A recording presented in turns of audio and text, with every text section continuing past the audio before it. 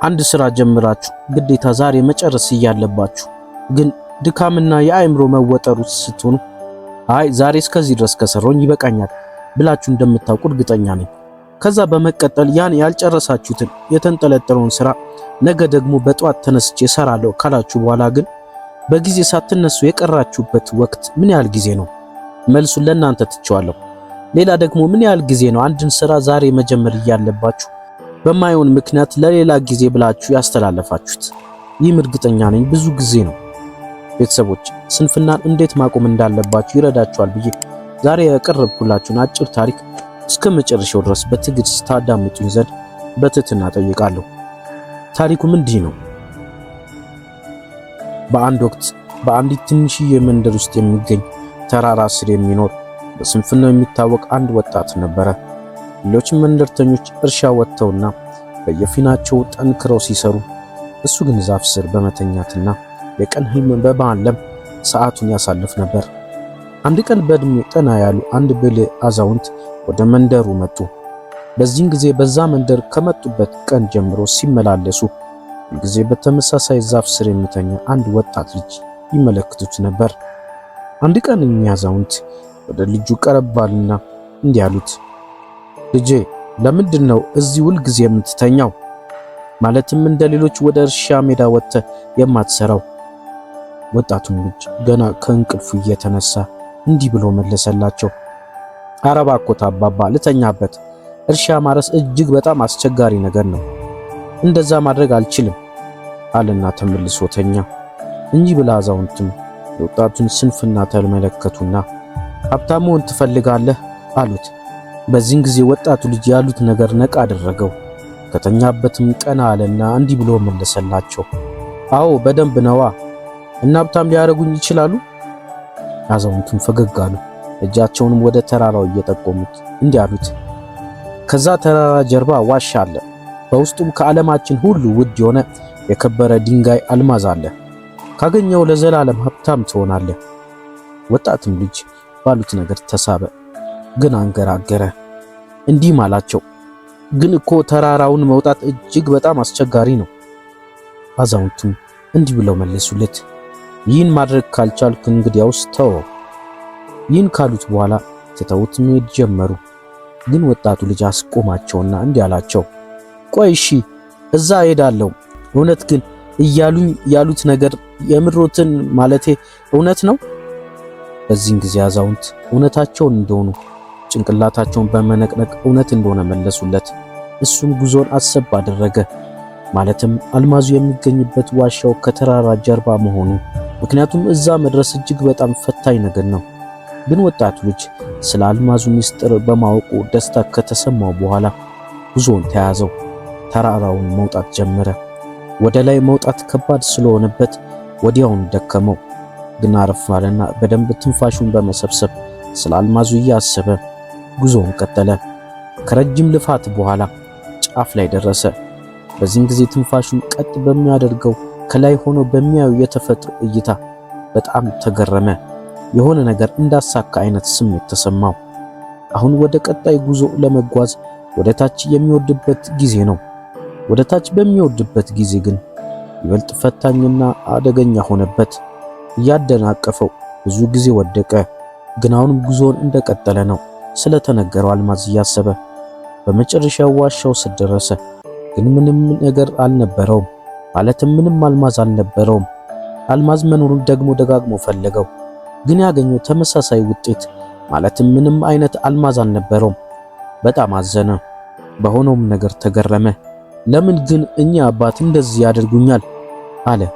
አሁን እሱ መመለስ አለበት። ግን በድጋሚ ተራራውን የመውጣት ወኔውን አጣ። ለተወሰነ ሰዓታት ባለበት ቦታ ስለመቆየት አሰበ። ግን እዚህ ብዙ ከቆየ በህይወት መቆየት እንደማይችል ተገነዘበ። ስለዚህ እየደከመውም ቢሆን ወኔውን አሰባስቦ ጉዞውን መጓዝ ጀመረ። ከብዙ ስቃይና ፈተና በኋላ እንደምንም ብሎ ወደ መንደሩ መመለስ ቻለ። ለዚህም ያበቁትና የዋሹት አዛውንት ጋር ቀጥታ ሄደ። ብልሁ አዛውንትም ሲመጣ እንደተመለከቱት በፈገግታ ሰላምታ ሰጡትና እንዲህ አሉት፣ ተመልሰ መጣ ልጄ። ወጣቱም ልጅ በብስጭትና በመወዛገብ እንዲህ አላቸው፣ ለምንድን ነው የዋሹኝ? ዋሻ ውስጥ እኮ አንድም አልማዝ የለም። ሽማግሌውን በየዋህነት ተመለከቱትና እንዲህ አሉት፣ ይመስለኛል አግኝተዋል። ወጣቱ ልጅ ግራ ተጋባ። እሳቸውም ንግግራቸውን ቀጠሉ። አንተ ያገኘው የትጋትን አልማዝ ነው። በመጀመሪያ ወደ ተራራው ከመሄድ በፊት የእርሻ ሜዳ ላይ ለመስራት ሰነፍ ነበርክ። አሁን ግን እዚህ መንደር ላይ ማንም ወጥቶ የማያውቀውን ተራራ ወጣ እና ተመልሰ መጣ። አሁን አንተ ትጉና ቀልጣፋ ሰው መሆንን አሳይተሃል። ታዲያ ከዚህ በላይ ብርቱ ማን አለ? እናም እውነተኛው አልማዝ ማግኘት ማለት ይህም አይደለም? በዚህም በህይወት ማንኛውም ነገር ማሳካት ትችላለህ። ወጣቱም ልጅ ይህን ከሰማ በኋላ ብሉ አዛውንት ያሉት ነገር ትክክል እንደነበሩ ተገነዘበ።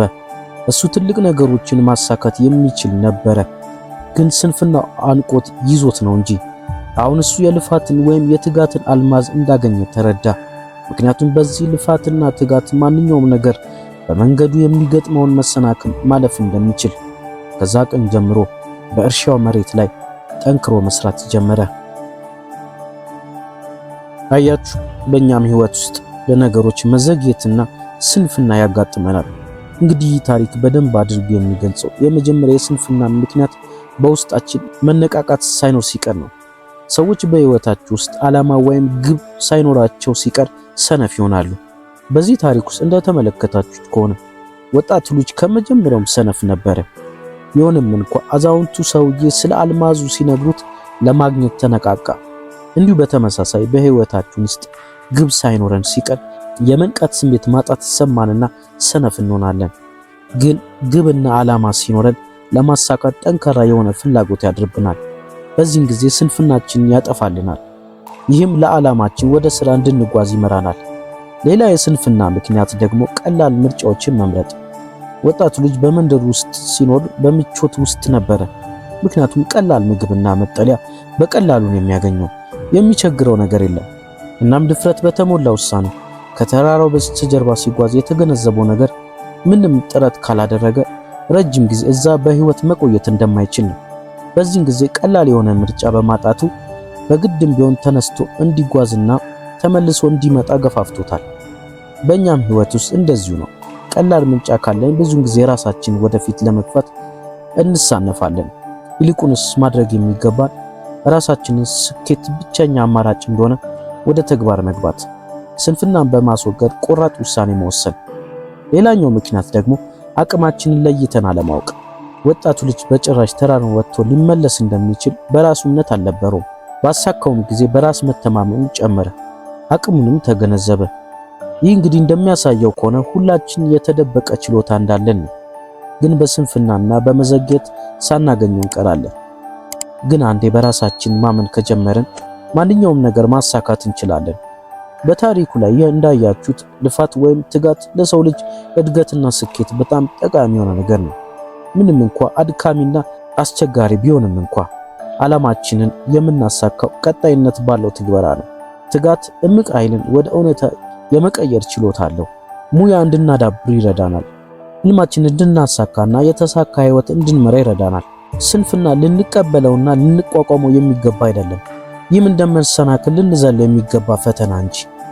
በመትካትና ለግባችን ዝንባሌ በማድረግ ህልማችንን ለማሳካት ራሳችንን ወደፊት መግፋት እንችላለን፣ የማይቻል ቢመስልም እንኳን። ስለዚህ እኛም የውስጣችንን እምቅ ኃይል በመታጠቅ ከስንፍናችን በላይ ከፍ ማለት እንችላለን። እናም ወደ ስኬት ህይወት የሚወስደው ጉዞ ይዘን እንሳፈር። እውነተኛው አልማዝ በእኛ በማይናወጥ ውሳኔና ጠንክሮ በመስራት ውስጥ እንደሆነ ማወቅ አለብን።